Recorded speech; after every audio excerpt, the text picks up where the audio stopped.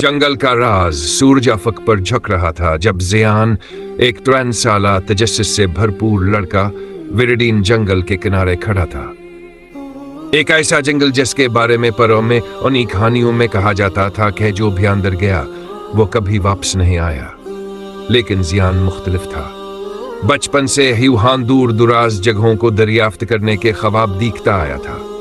इसके मरहूम दादा ने इसे एक छुपे हुए मंदिर के बारे में बताया था जो जंगल के बीचों बीच छुपा था। कहा जाता था कि वहां दौलत नहीं बल्कि ऐसा इल्म छुपा है जो दुनिया को बदल सकता है।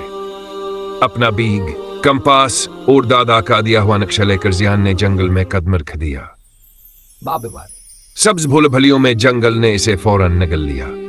दी वही कल दरख्तास पर झक रहे थे, बेलें फजा में झूल रही थीं और हर तरफ जानवरों की आवाजें गूंज रही थीं। नक्शे की हिदायत के मुताबिक जियान ने सूरज नहीं बल्कि नदी का रास्ता अपनाया। रास्ते में पत्थरों पर असरार निशानात बने थे। कुछ घंटों बाद वह एक साफ शिफाफ नदी तक पहुंचा। थोड़ा आराम किया, पानी पिया और नदी के साथ साथ सफर जारी रखा। रात को इसने आग जलाकर कैंप बनाया। जंगल रात में कुछ और ही रूप इख्तियार कर गया था। ऐसा लगता था जैसे कोई इसे देख रहा हो। अचानक उसके पीछे कुछ हरकत हुई। वो मुड़ा तो देखा एक चीता इसे घूर रहा था। जियान साकत हो गया। उसने आस्ता से बैग से फ्लियर निकाला और जला दिया। सरख रोशनी से चीता डरकर भाग गया। जियान ने सांस लिया। पहला इम्तिहान खत्म हुआ। पथरीले मुहाफिज तीसरे दिन दरख्त बदलने लगे। एक खुली जगह पर जियान ने 10 फुट बुलंद पत्थर के मुजस्मे देखे। उनकी आंखें नीली रोशनी से जगमगा रही थी। जैसे ही वो आगे बढ़ा, जमीन हिलने लगी, मुजस्मे हरकत करने लगे।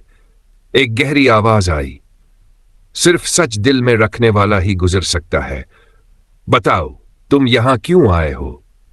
जियान ने कहा, मैं खजाना नहीं इल्म तलाश करने आया हूं। खामोशी छा गई। फिर मुजस्मे पीछे हट गए। एक छुपा रास्ता नजर आया। बाब जे भूला बसरा गांव। रास्ते पर चलते हुए जियान को एक कदीम बस्ती मिली जो झाड़ियों में छुपी हुई थी। दरमियान में एक बड़ा सा दरख्त था जो दरअसल एक निगरानी का टावर था। वो ऊपर चढ़ा और दूर देखा। 2 पहाड़ों के दरमियान एक चमकता सफेद मंदिर खड़ा था। आंखों का मंदिर। वो अपनी मंजिल के करीब। गूंजों का पुल। मंदिर तक पहुंचने के लिए इसे एक रस्सी के पुल से गुजरना था।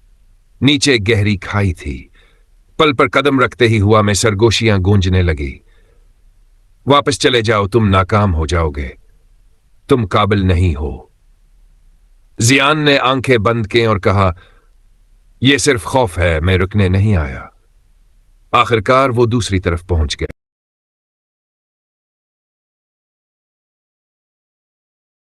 मंदिर की दीवारों पर आईने लगे थे।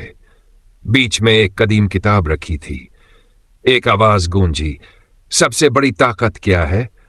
जियान ने सोचे बगैर जवाब दिया, दानाई। आईने चमकने लगे। उनमें तारीख के मनाजिर दिखने लगे। बादशाहों, कबीलों, जंगों, इल्म और बर्बादी की कहानियां। जियान ने किताब खोली और घंटों तक पढ़ता रहा। बाब सैद वापसी। जब जियान मंदिर से बाहर निकला, जंगल रोशन लग रहा था। रास्ता अब आसान लग रहा था। रास्ते में जानवर इससे नहीं डरते थे। चीता भी दोबारा आया, लेकिन अब वो सिर्फ इसके साथ चला।